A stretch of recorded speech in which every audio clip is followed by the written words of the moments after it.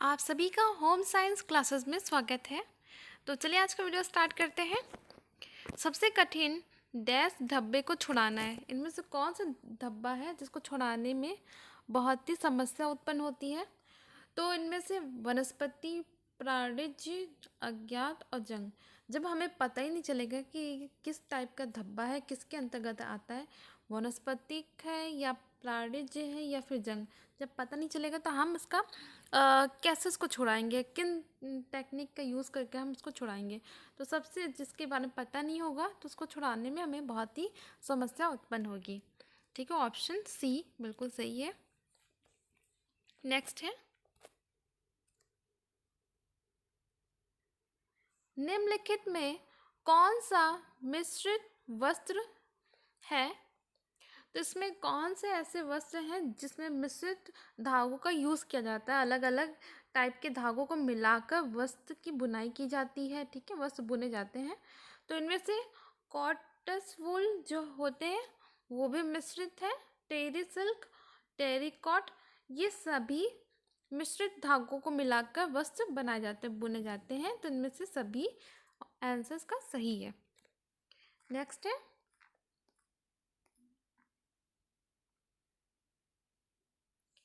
इनमें से कौन बिहार का सुई शिल्प है? तो बिहार का इनमें से कौन सा शिल्प है जो बहुत ही वहाँ का फेमस है? तो इसमें से जो है वो है सुजनी। ठीक है, जो बिहार के मुजफ्फरपुर में बनाया जाता है, बहुत ही ज़्यादा फेमस है। और इसमें बात करें जामदानी की, तो ये कहाँ का फेमस है? ये वेस्ट बंगाल का, फुलकारी पंजाब, सिंधी कहाँ का है? आप लोगों को सभी को पता होगा। ठीक है, कमेंट करके आप बताइए सिंधी कहाँ का फेमस है। नेक्स्ट है,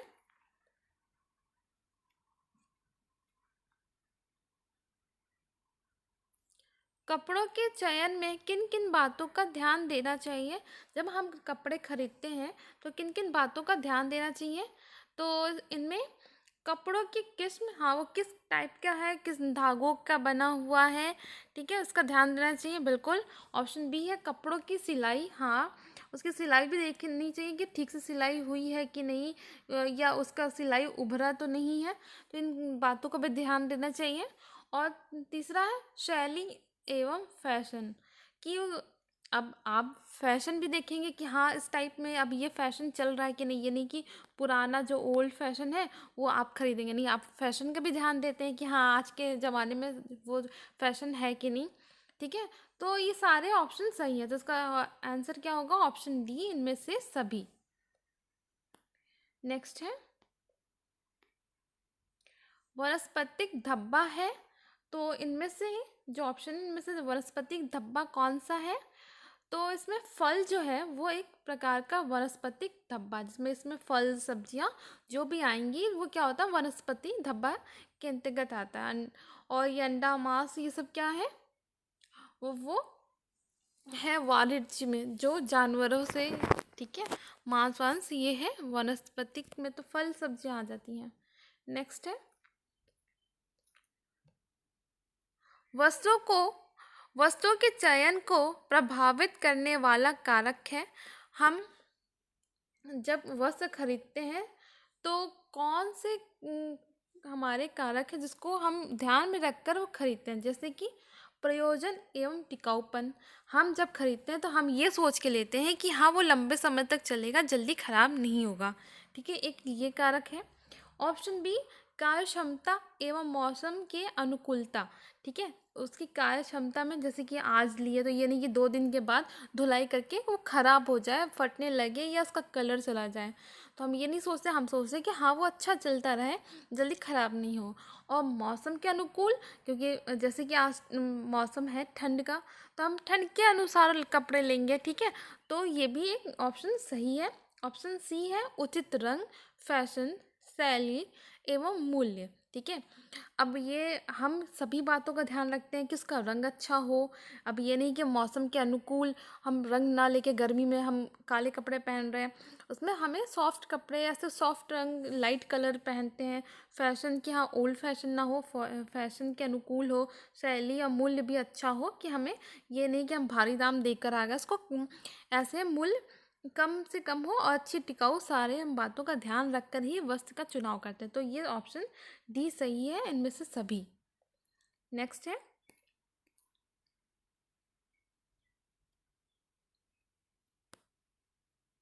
वस्त्र विज्ञान का अध्ययन कर किस प्रकार अधिक धनोपार्जन कर सकते हैं। ठीक है, तो हम वस्त्र विज्ञान का अध्ययन क्यों करते हैं? ठीक है, अगर हम धन उपार्जन कर रहे हैं, हम धन कमाने के उससे तात्पर्य से कर रहे हैं, तो हम कैसे कर सकते हैं? तो हम डिज़ाइन बनाकर, ठीक है, रंगाई करके हम फैशन डिज़ाइनर में भी जा सकते हैं। फैशन डिज़ाइनिंग का कोर्स करके हम वस्त्र विज्ञान का कोर्स करते हैं तो हम फैशन डिज़ाइनर भी बन सकते हैं। डिज़ाइन बना सकते हैं कि हाँ, हम कौन से डिज़ाइन का गाउन, लहंगा, जितने भी प्रकार के कपड़े होते हैं, तो हम अपना एक बुटीक खोल सकते हैं। रंगाई करके, बुनाई एवं छपाई करके हम वस्त्र बुन सकते हैं। उसमें छपाई का अलग होता है, जैसे कि हम फैक्ट्री में जाते हैं तो हर छपाई का काम होता है, बाद में उसमें कढ़ाई, बुनाई, ये सारे काम होते हैं। तो ये सभी कार्य हम कर सकते हैं, ठीक है, जब हम वस्त्र विज्ञान का अध्ययन करते हैं। तो यही सारे माध्यमों से हम धन कमा सकते हैं, ठीक है। अब हम घर बैठे कमाई भी कर सकते हैं, बहुत ही इम्पोर्टेंट होता है। नेक्स्ट है, पेंट या वार्निश के धब्बे सहज ही छूट जाते हैं। हम किसका यूज़ करेंगे तो पेंट और वार्निश के धब्बे छुड़ाए जा सकते हैं? तो इनमें से जो किरासन, जो मिट्टी का तेल जिसे कहते हैं, उसका यूज़ करके छुड़ा सकते हैं, तारपीन का भी, और मिथिलेटेड स्पिरिट से भी हम क्या कर सकते हैं कि ये पेंट और वार्निश के जो धब्बे होते हैं उसको हम छुड़ा सकते हैं। तो इनमें से सभी ऑप्शन बिल्कुल सही है। ये क्वेश्चन आ जाता है, धब्बे से रिलेटेड क्वेश्चन पूछे जाते हैं, कौन से धब्बे किससे छुड़ाए जाते हैं, ठीक है, इसका ध्यान रखें आप। नेक्स्ट है, वस्त्र बनाते हैं हम, वस्त्र व्यक्ति के लिए बनाते हैं, ठीक है, वस्त्र क्या करते हैं, व्यक्ति पहनता है उसके लिए हम बनाते हैं। नेक्स्ट है,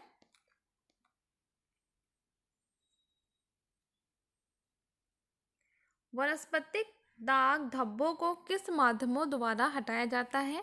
तो जो वनस्पतिक दाग धब्बे होते हैं वो पहले कौन कौन से होते हैं, पहले ये आप जान लीजिए।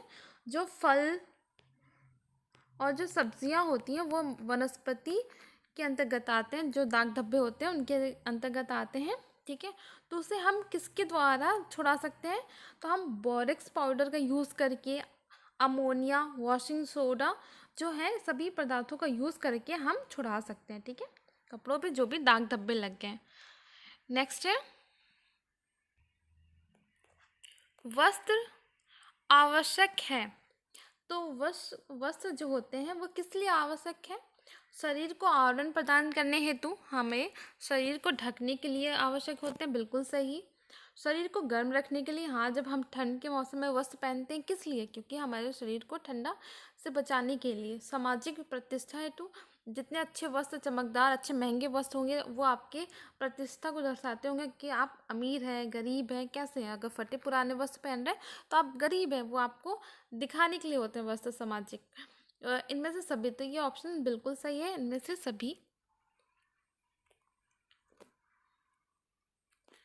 इनमें से कौन सा प्राणिज धब्बा है? तो इनमें से प्राणिज धब्बा दूध है, ठीक है।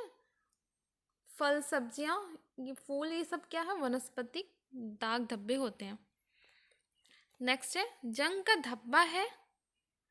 तो इनमें से जंग का धब्बा खनिज है, खनिज धब्बा जंग के धब्बे के अंतर्गत आता है।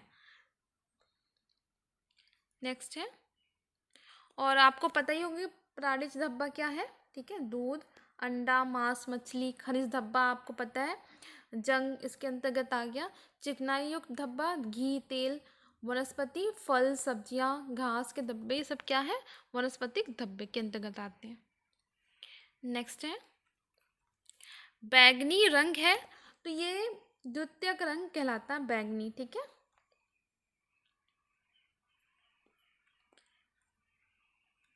नेक्स्ट है कौन सी रेखा लंबाई की आभासी है? तो इनमें से लंबाई को दर्शाने के लिए जो खड़ी रेखाएं होती हैं उन्हीं वस्त्रों का चुनाव करना चाहिए। जिनकी हाइट कम है तो वो खड़ी रेखाओं के वस्त्र जब पहनेंगे तो वो उनकी हाइट ज़्यादा लगने लगेगी। तो ठीक है। और और जो ये बड़ी रेखाएं होती हैं, जैसे कि जो पतले होते हैं, उन्हें ये टाइप के जो रेखाएं होती हैं, तो ये वो उससे क्या होता है, उनका वेट ठीक लगता है। जैसे कि अगर कोई मोटा है, ठीक है, मोटा व्यक्ति है, वो आड़ी रेखाएं ऐसे पहनता है तो वो और मोटा लगने लगता है और छोटा लगने लगता है। आड़ी और जो खड़ी रेखाएं होती हैं वो पहनता है तो उसकी एक तो हाइट ज़्यादा लगती है, मोटापा भी उसमें कम लगता है। ठीक है। ये इन सब लाइनों का ही ध्यान रखकर वस्तुओं का चुनाव करना चाहिए कि आपका वेट कैसा है, आपकी हाइट कैसी है। नेक्स्ट है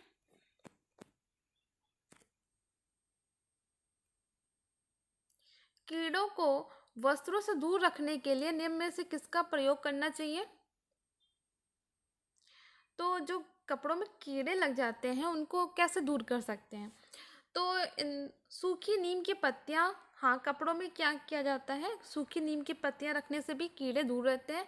नेफ्थलीन की गोलियां, जो छोटी वाइट वाइट कलर की गोलियां आती हैं, आपने देखा होगा अपने घरों में कपड़ों के बीच रखा जाता है, इसका भी यूज़ करते हैं कीड़ों को दूर रखने के लिए।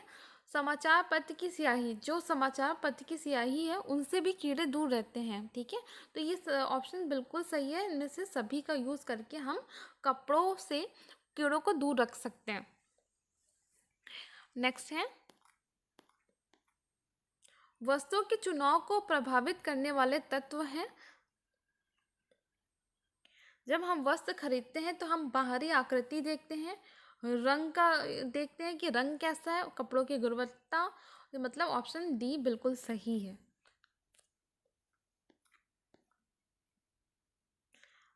नेक्स्ट है मानव निर्मित तंतु है। तो मानव निर्मित तंतु इनमें से कौन सा जिसको मानव खुद अपने रासायनिक प्रक्रियाओं के द्वारा बनाता है? तो वो है नायलॉन, जो कि बहुत ही मजबूत रेशा होता है जिससे कि रस्सियाँ का निर्माण किया जाता है। जो नायलॉन की रस्सियाँ मिलती हैं बहुत ही मजबूत होती हैं, इन्हीं तंतुओं से बनाया जाता है। लिनन और ऊन आप लोगों को पता ही होगा, रेशम कीड़ों से उत्पादन किया जाता है, ऊन भेड़ों से लिनन की खेती की जाती है। ठीक है। नेक्स्ट है कीड़े से बनने वाला रेशा है। अभी आपको बताया गया, रेशे जो कीड़ों से बनते हैं, रेशम का निर्माण किया जाता है। ठीक है। ऊन आपको पता ही है भेड़ों से निकाला जाता है। नायलॉन आपको पता है, रयॉन, नायलॉन। नेक्स्ट है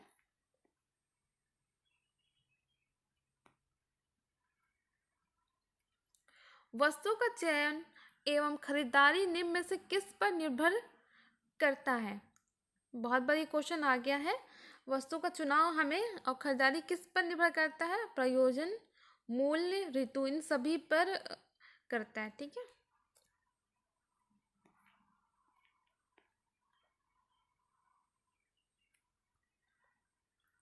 रेडीमेड परिधान खरीदते समय उसमें ये क्या बातें देखनी चाहिए? जब हम रेडीमेड कपड़े खरीदते हैं, जो सिले सिलाए आजकल मिलते हैं कपड़े, उन उनकी खरीदारी करते समय हमें क्या देखना चाहिए, हम किन बातों का ध्यान रखना चाहिए?